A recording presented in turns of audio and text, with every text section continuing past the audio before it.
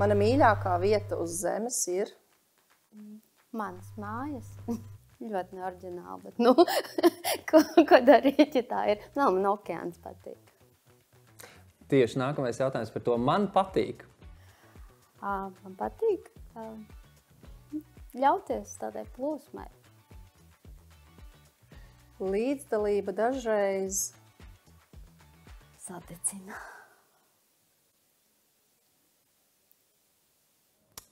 Un līdzdalība iedvesmo uz? Jaunradi. Uz jebko radošu. Dažreiz arī uz cīņu. Paldies, Dats, par atbildēm. Jā, paldies, Dats. Paldies, ka tu esi arī pievienojusies mums šodien. Tu esi LV līdzdalības sarunās, un mēs jau kā jau ierasts šajā sarunās runājam par līdzdalību un par dažādām līdzdalības pieredzēm un gribam arī dzirdēt tavu stāstu. Tādēļ varbūt tu vari mazliet ieskicēt vispār, kas ir tās tavas līdzdalības pieredzes, kad tu nāc uz šejienu, tu varbūt domā, jā, es esmu darījusi to. Kas varbūt tev pašai ir tas svarīgākais, kas ir izkristalizējies un līdzdalības kontekstā? Jā, tā taisnība, jo, protams, ka nākot uz šejienu, tas bija tāds arī mazliet tāds pamudinājums apkopot varbūt kādēļ tāds jautājums pašai sev, kādēļ tad jūs vispār mani aicinājāt uz tām līdzdalības sarunām, jo tā pirmā sajūta, ko tad esmu patiesībā, ir cilvēki, kas ir darījuši tāds vairāk, un tas ir viņi. Bet, kad es tā patinu to savu dzīves filmiņu uz atpakaļ, tad es saprotu, ka patiesībā jau no vidusskolas, no skolas laikiem visa tā mana galvenā dzīves asa ir ap šo līdzdalību. Jau sākot no šo 90. gadu vidus, kad parādījās vispār mūsu skolās, kas tikko bija izkāpuši no padomijas, tādas lietas kā pašpārvaldes, un tad caur to jau šī pirmā pieredze. Un tad pēc tam arī visas tās darba vietas, neviena no tām nav bijusi, izņemot varbūt kaut kāds pusotrs gads, kad es tiešām aizgāju strādāt ražošanas uzņēmumā, un es nespēju tur atrast savu vietu. Un ja man droši vien ir jāatbild, kāpēc, tad varbūt tieši tādēļ, kad ir bijis iztrūcis šis sabiedriskais, šis līdzdalības faktors, ne? Jo pirmo reizi jau iesaistoties tajā manā dzīves vietā, vietējā kopienā pagasta pārvaldē, kas tad vēl bija strādājot tur, tad jau bija šī organiski tev sanāca iesaistīties gan šo pasākumu veidošanā, lai arī tas nebija tavs tiešais darba pienākums, ne? Bet tu esi tajā iekšā. Tad vēlāk jau arī Ventspils augsto tehnoloģiju parkā, sākumā kopā ar vēl dažiem trakiem cilvēkiem, kuri turpina būt tikpat traki arī šodien runāt par to, ka Latvijā vajadzētu būvēt satelītu, būt kosmosa industrijā, un tas jau viss arī notika caur līdzdalības projektiem, caur NVO sektoru, vai ne? Kur vēl daži politiķi uz mums skatījās ar lielām acīm un brīnījās, par ko jūs vispār runājat, ja? Kā tas beidzās? Satelītus būvējam Ventspils augstskolā. Ventspils augstskolā arī ir tomēr tiek attīstīts šis novirziens, kur mēs tiem studentiem dodam iespēju arī RTU domāt tajā virzienā, kā mēs toreiz teicām, ir atšķirība, vai tu izražo skrūvīti, kas tiks ieskrūvēta jumta dēlī, vai tu domā par to skrūvīti, kurā tiks ieskrūvētā satelītā vai kaut kur kosmosa tehnoloģijās. Tam ir cita pievienoto vērtība, ne? Vai tu runāsi par strādās IT sistēmās, kas tur noliktavu uzturēs, vai tas būs saistīts arī ar šo industriju, un tad arī caur... Es atceros, mēs tajā laikā Sabiedrības integrācijas fondā mans pirmais projektu pieteikums, kas man bija jāuzraksta, ko man nav priekšā. Ir tā, jūs zināt, jūs esat projekta cilvēki, mēs visi esam projekta cilvēki, mēs zinām. Šis ir projekts. Mēs esam projektā. Un tad jau arī tas princips, tu redzi ir projekts, tev ir tava ideja, tas, pa ko tu dedzi, ko tu arī gribētu izdarīt, un ir tas konkurss, un tev ir, Un Sabiedrības integrācijas fondā uzrakstīt projektu par jaunatnes izglītošanu kosmosa jomā. Viņu rakstīju mazliet ar tādu kosmonautisku sajūtu, domāju, pirmais mēnesis, tad nebūs cauri, izgāja, nācās realizēt. Visu cieņu. Bet tas dats ir ļoti interesanti, ko tu stāsti, jo man liekas, ka tiešām tas ir kaut kāds laiks atpakaļ, ka tas tiešām varētu teikt likās kosmos. Ja šobrīd, man liekas, mēs to paņemam vispār par tādu pilnīgi normālu lietu, pasties Cēsīs jau ir kosmosa centrs, jā. Tas ir tā kā jau normāli tagad, un viss īstenībā tās lietas un satelīts arī mums tagad riņķo, vai ne? Es nezinu, vai viņš jau vairs riņķo, viņš iespējams vairs jau neriņķo, bet man liekas, tur bija liels problēmas, tur nauda, bet tur viņu to mācību satelītu tur gaisā uzšāva. Bet jā, un tas bija tāda viena joma, tad, protams, arī šī kultūras joma, tad ar šo savu kopienu, un kaut kā visu laiku tiešām visas tās aktivitātes arī darbs riņķo. Man Dats, tu asociējies ar popi un popas mūžu. Un tur, man liekas, man ir tādas divas informācijas kā cilvēkam no malas, kur zemē esošam. Jūs baigi slavenīgi, pirmkārt, esat punkts vietas. Bet, jā, 2 punkti. Visu cieņu par to, ko jūs darat, par kā tas saucās, vārti. Kas viņš saucās? Dziesmanieku festivāls vārti, jā. Super, ļoti forši. Un tad ir atkal visādas tādas, tā kā gribētos, varbūt mazliet pārspīlējot, es lietotu vārdu skandalozi notikumi saistībā ar popas mūžu un apkārtni. Par ko mēs runājam? Bet, nē, es jums sakoju Facebookā, tur popas mūžai un tā, un es skatos, ka tur no asociācijas jūs esat tagad izņemti un tā. Vai tu vari padalīties mazliet par savu pieredzi? Tas ir tagad, es tev tā baigi izstāstīju, ko es tā kā redzu no malas. Vienkārši es lietoju Facebook, šad un tad ieeju, un tad es redzu, kā jums tur iet. Es tev avīzēs rakstu. Jā, avīzēs rakstu un uz sienas uz šitiem te sludinājumu dēļiem var redzēt. Jā. Pastāst, varbūt padalies ar savu pieredzi un ar tām savām sajūtām patiesībā, kas tavuprāt tur notiek un jā, kāpēc tu to dari? Tad maza kašķīga tautiņa kaut gan no popas mūža, ne? Nē, patiesībā nē. Īstenībā nē, tas pilnīgi savādā. Kaut kā tieši, liekas, tāds sparīgi ļaudis, kas tā kā neļaujās apcelties. Drīzāk es to tā vairāk teiktu. Nē, patiesībā man liekas ļoti labi uztvērusi divus tos dažādos priekšmetus, ko nevar noliegt, kas arī par mūsu tā kā biedrību ir izveidojušies. Bet pirms es kaut ko runāju par popas mūžu, es pilnīgi noteikti gribu uzsvērt, ka labi, es šodien esmu šeit, bet pilnīgi noteikti popas mūžā mēs esam daudz vairāki cilvēki šajā organizācijā, un es absolūti ar visu cieņu varu pateikt, ka šobrīd tie mūsu 2 vilcēju spēki ir Roberts Grimbergs un Dace, kuri varbūt tajā brīdī, kad mums pārējiem pietrūkstās pārā, viņi nenogurstoši visu šo laika līniju ir izturējuši ar to savu darbu un ieguldījumu.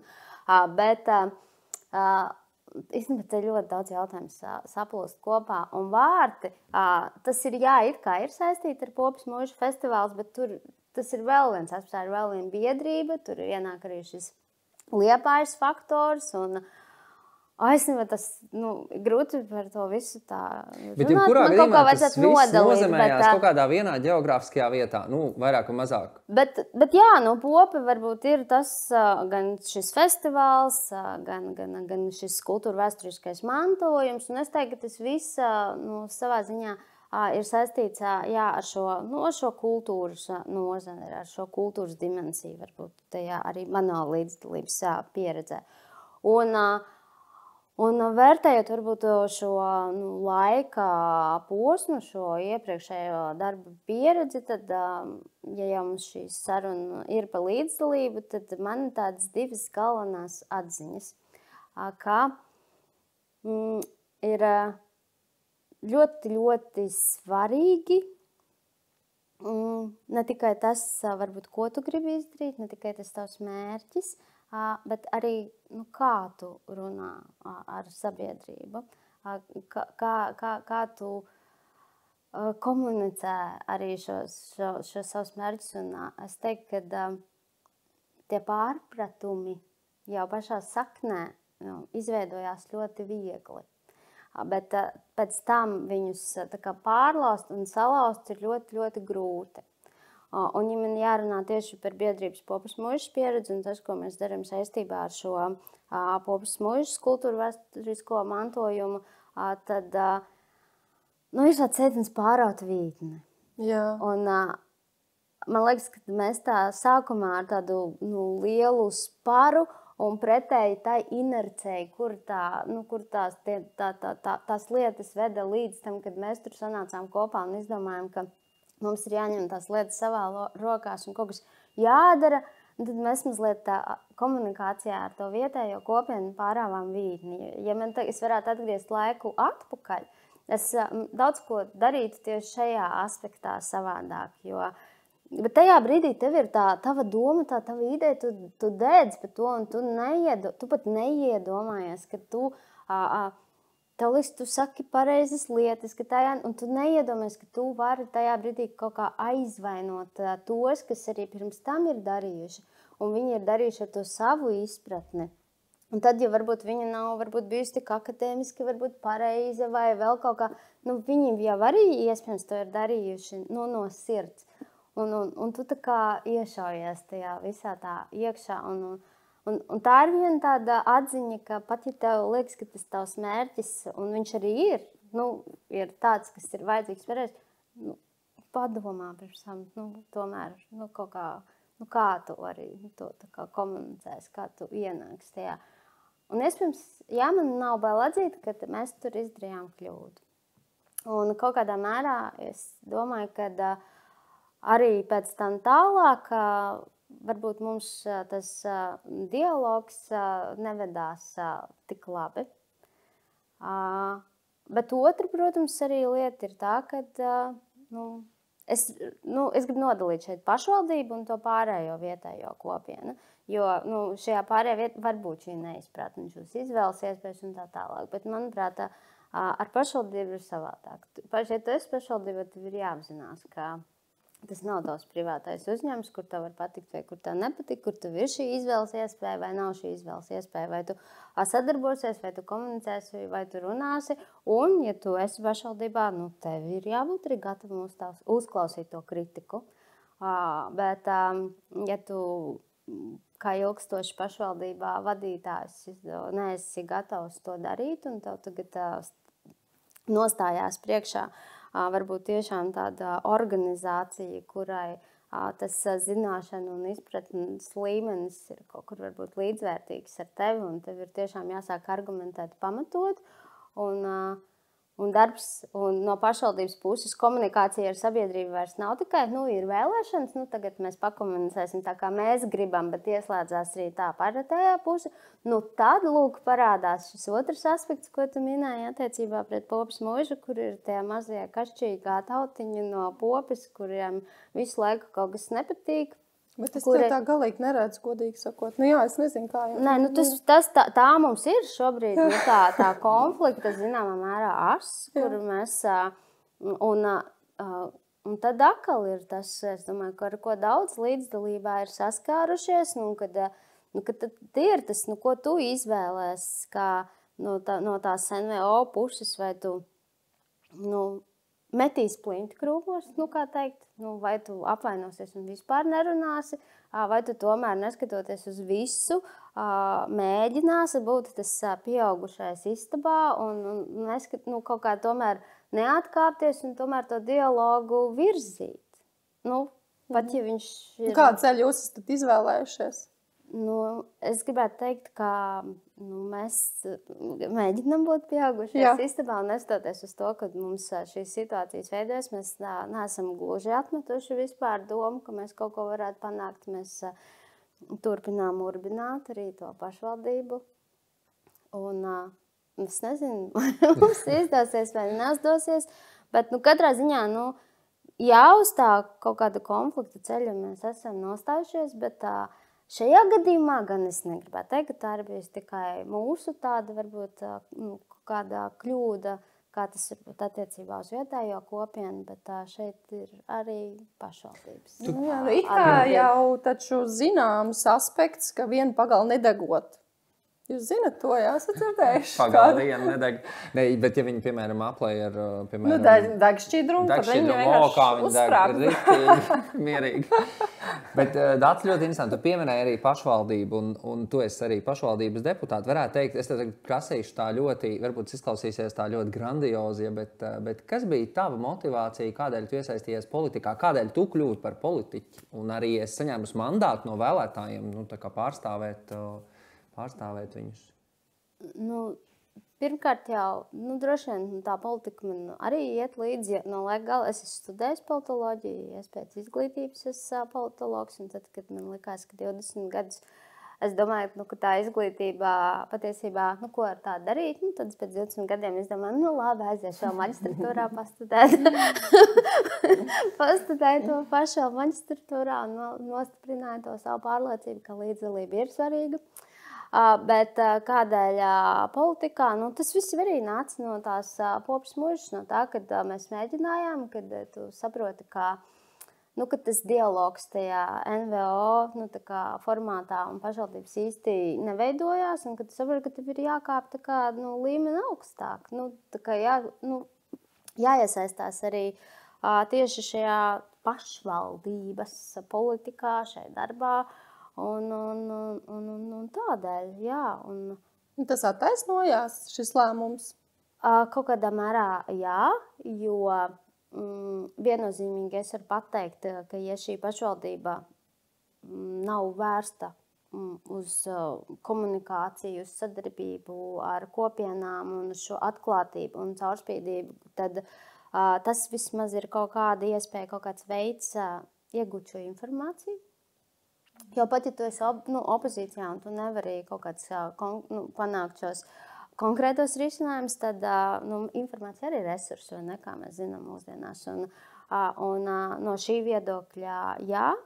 Un, protams, es arī nevaru noliekt, ka pa šo laiku tomēr ir kaut vai varbūt ne tā, kā mums gribētos. Bet kaut kādas jautājumas jau ir izdevies atrisināt, jo kaut vai tas pašas estrādes sakopšanas jautājums var runāt, cik veiksmīgi vai kā tur varēja citus risinājumus varbūt atrast, bet ir izdarīts vismaz kaut kāds pirmais posms. Šī teritorija vairs nav degradēta teritorija, bet ir tāda, kurā var notikt pasākumi, ir tāda, kur ir civilizēta. Un ka pašiem Popas iedzīvotājiem prieks un arī rudeņos un vasarās un brauc cilvēki un novērtē šo vietu. Vai kaut vai, un es arī nezinu, kā būtu, varbūt, ja nebūtu izdevies bijis klāt, jo es vienkārši atceros, kad vai to pašu dienu, kad ar šo līdzdalību ar šīm talkām, ar Popas mūžas, mēs vienkārši vispār iekustinājām, pievērsām to uzmanību, ka tur ir jādara. Un tad, mums arī nav jāstāst. Mēs zinām, kā notiek pašvaldībā. Būvēt jau visi grib, jo pašvaldībā kaut ko uzbūvēt. Tā vienmēr ir iespēja pārgriezt lentīti un vēl viss kaut kas cits, kas noteikts ar būvprojektiem, un tad arī tad tās vecās tribīnes ir nojauktas, tad būvēsim. Ir lada projekts, mēs būvēsim.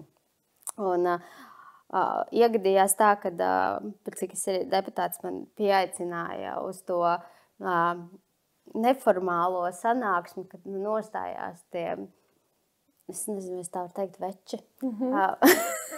Tajā estrādē, un tur bija pieaicinātie speciālisti, un tagad plānos, kā tur būvēs, un tad es stāvu tur tā blakām, un tad mums tur tās tribīnes un tā, un es klausos, un es domāju, tiešām betona tribīnes. Mēs vispār runājām par to, ka vienkārši vajag sakārtot to teritoriju, lai nav armatūra vecā, un tam līdzīgi, ne jau. Tribīnes. Un tad es vienkārši tā uzdrošināju, ātri sameklēju telefonā bildīti, kā es apmēram būvēt, jau kaut ko būvēs, ja? Bet, pasargi Dievs, ne futbola tribīnes. Un parādi, es šitā nevar, tā, apmēram to virzienu.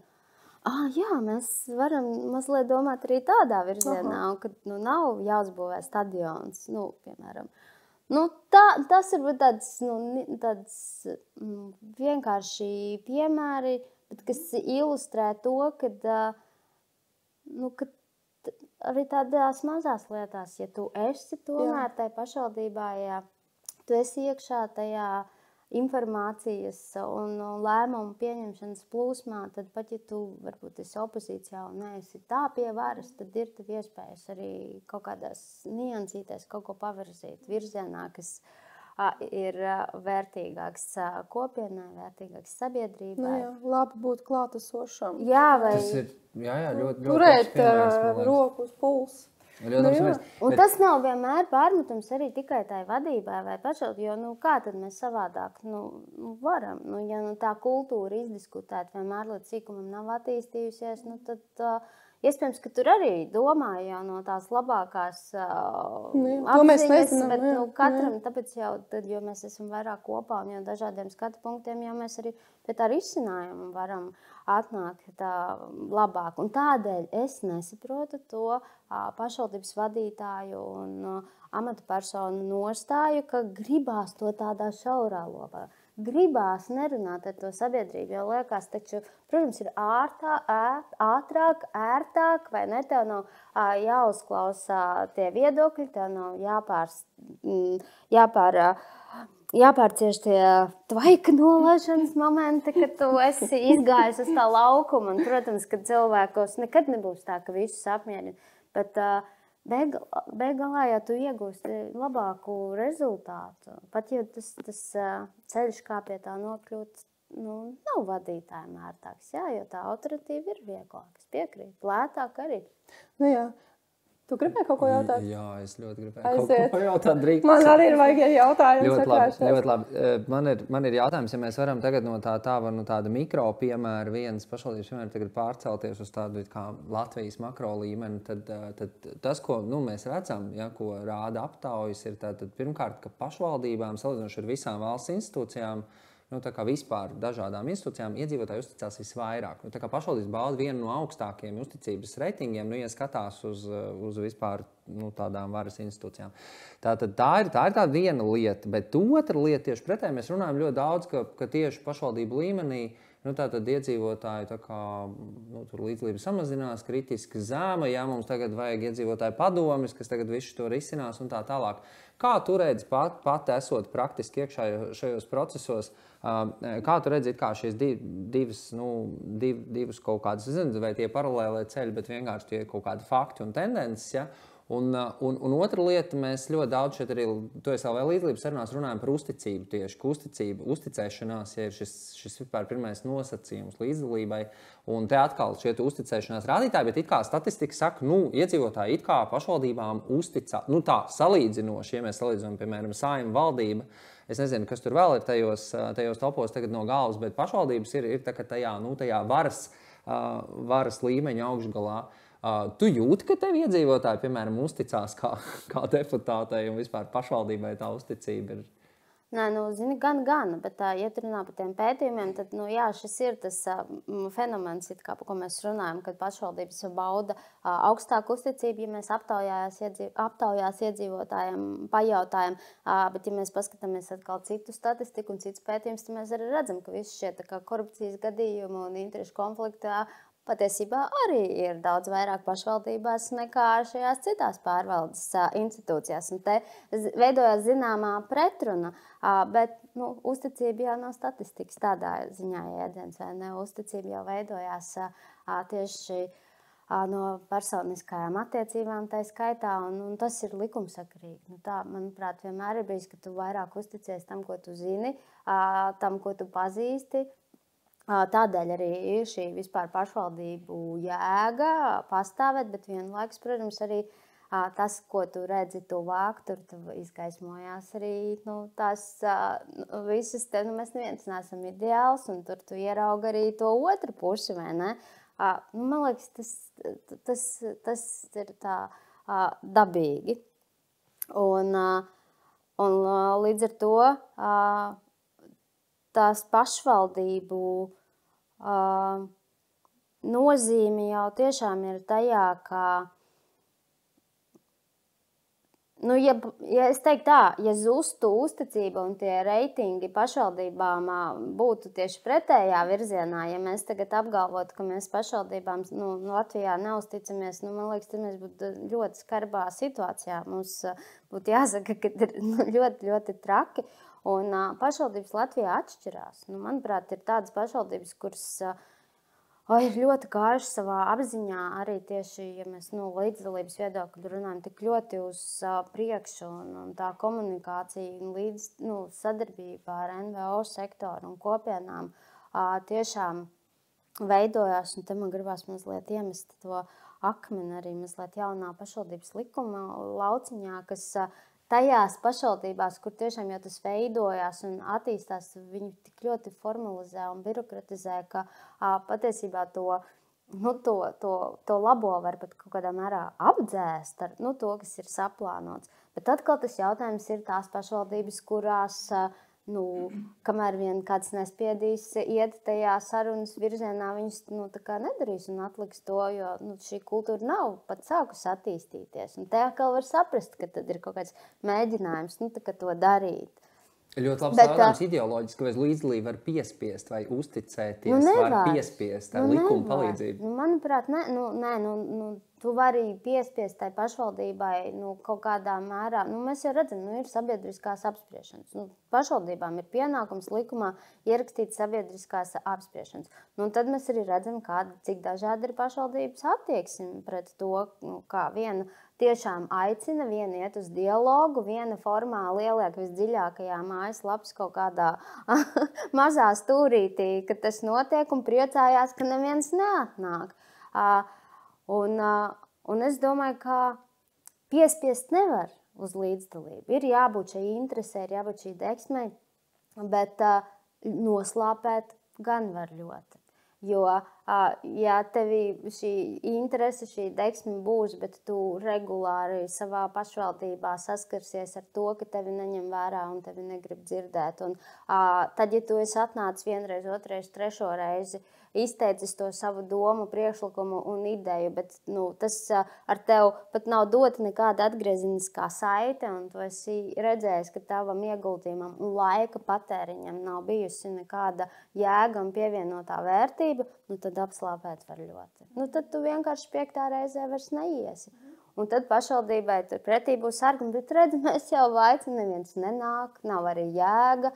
Tad tāds aburtais loks veidojās. Un man, diemžēl, ir jāatzīst, ka tajā pašvaldībā, ko es pārstāvu, tāds ir izveidojies. Man negribas būt un sūdzēties, bet un tas ir ļoti, ļoti atkarīgs no tā cilvēka, kas ir tai vadībā, kas ir tai samatos, vai viņām šī līdzdalības saruna dialogs ir kā vērtība, vai viņš to saredz arī kā resursu sava darba uzlabošanai, vai viņš to redz kā traucēkli. Vai tas ir formāli, vai tas ir pēc būtības. Un ar to pašvaldības ļoti atšķirās Latvijā. Manuprāt, mēs esam akmens laikmets pret kaut ko citu, ļoti dažādi. Man jau personiski liekas, bet es saprotu, ka ir tiešām puses pašvaldības pārstāvu man nepiekrist, ka nav nekas traģiskāks par tavu iedzīvotāju, kurš ir tāds, aizvainots. Tā kā multinēs rāda, ka ir tādi pelēki, vienādi, ar smagiem pleciem, ka tu vispār nerēķinies ar to vietas pārvaldi, kurā tu dzīvo. Tas ir tāds pilnīgs duālisms, vājprātīgi stulba situācija, ka tev plēš uz pusēm tā situācija, ja, ka tu it kā tu dzīvo, tu esi izvēlējies tur dzīvot, kaut kāda iemesla dēļ, kaut vai tāpēc, ka tev tur patīk, ja. Bet tad ir kaut kāds tas viens aspekts, kas nevis nepatīk, bet vienkārši tev dzen izmisumā kaut kādā pilnīgā vājprāta bezspēcībā, jo tu neko nevar tur mainīt. Tev ir jāsamierinās ar šo, jā, šie kalni ir skaisti, bet kā te pieņem lēmums, jā, tas ir vienkārši uzreiz griežās vēders. Ir iespēja doties, ne tikai doties vēlēšanām, bet pašam pieteikt savu kandidatūru, iestāties politiskajā partijā un pieteikt savu kandidatūru un mainīt lietas, piemēram, bet ja tu esi nospiests, bet ja tu esi tā kā Dācis saka, ja tu esi nospiests, ja tu esi noslāpēts, tajā visā arī un tomēr. Cik lielu tu cīnīsies, kā vārdā. Jā, tieši tā. Un tad tu vienā brīdī, tu tiešām to gribas mest plinta krūmos, tu izdedz. Un pienāk tāds brīdis, kad liekas, ka nav jēga. Un tad ir labi, ka tā kā korī ir tas pārtrauktās elpas princips, jā? Kad tomēr ir kāds, kas, kurš ir augstākā enerģijas un līmenī un var tam kalnam pārnest, nezinu, kalnam vai drīzāk aizēt kaut kā pārnest pāri un tad atkal, vai tu tad vari atgriezties, atrast kaut kādu jaunu motivāciju, vai nē, ja man jāsaka pašai personīgi, tad es varu pateikt pilnīgi godīgi, ka, jā, es, man liekas, izgāju arī cauri tam zemākajam punktam, kad tiešām likās, kāda jēga, kad ir taču, tu vari ieguldīt sevi, savā ģimenē, savā puķis mājā. audzināt. Jā, puķis audzēt, un īstenībā, priekš kam, ja nevienam to nevajag, ja tu jūties tādā vāveres ritenī. Bet kaut kā man liekas, kad es tiku par, pat es jūtu, ka man atkal atgriežās kaut kāda motivācija un enerģija. Kaut kā turpināt. Prieks dzirdēt. Varbūt, ka to dzirkstelī. Nē, šie jautājumi tieši, bet es jau mēģinu viņus arī šajā sarunā arī integrēt. Jā. Jo es domāju, redz, tā jau ir to dzirksti, tātad pagal vienu pat nedeg, bet to dzirkstelīt jau nemaz tik viegli nav apdzēst. To uguni varbūt mēs varam nodzēst, bet tā oglīt, redz, ka tomēr tev palikusi. Ko viņi tā tur nāk ārā, aug.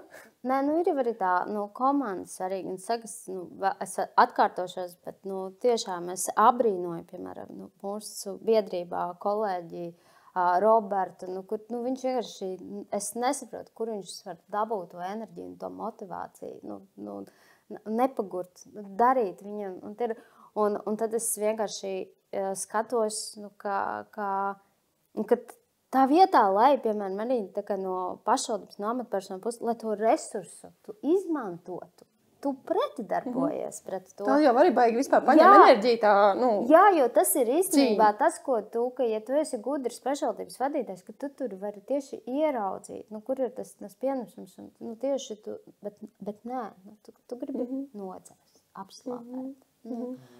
Varbūt, ka tuvojaties noslēgumam, varbūt, ka ir kaut kas tāds, ko mēs tev nepajautājām, bet būtu svarīgi pateikt.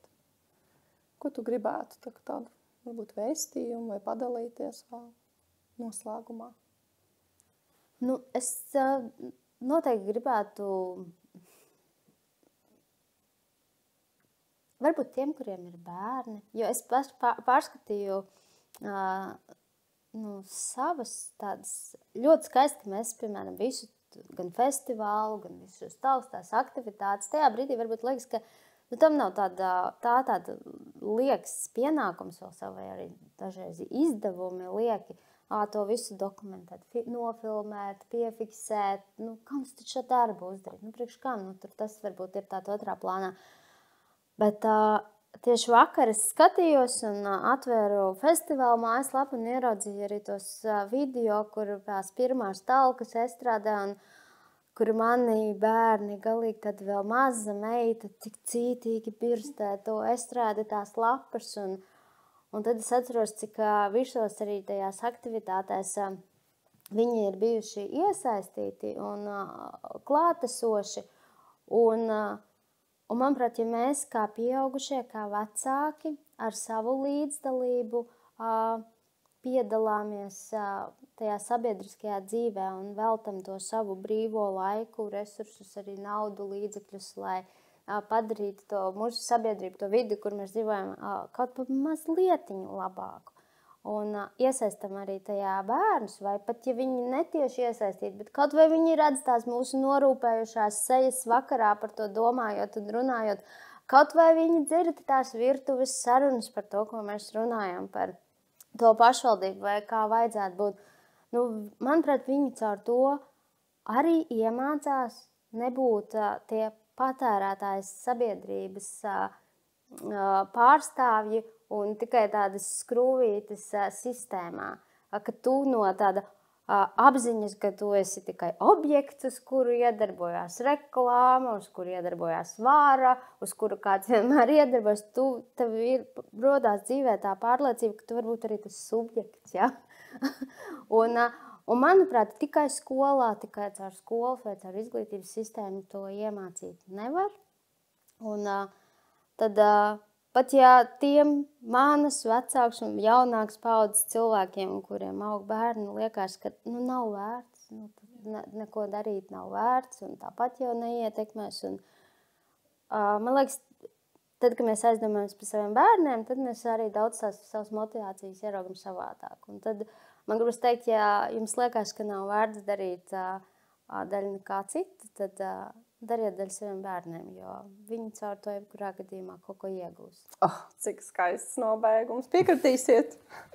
Vienkārši lieliski. Un arī taču pedagoģiskie pētījumi apliecina tieši to, ka mēs tieši no piemēra vislabāk mācāmies viennozīmīgi. Tā kā ļoti labs novēlējums, lai mums izdodās visiem varbūt arī kaut kādā vismaz jomā, ko mēs varam arī parādīt piemēru bērniem, pieaugušiem, visiem kopienai. Un man liekas, ka tad tā līdzdalības kultūra un līdzdalības praksa arī kļūs daudz labāk, kad mēs vienkārši darīsim lietas. Jā, nav jādara obligāti lielas lietas, var ar mazām. Un, protams, ka te ir jānošķir vēl tā interešu pārstāvniecība, un lobisms, tiešām arī tās līdzdalības, kas ir kopēja elementi, bet man tomēr gribās teikt, ka ir arī tāda atšķirība.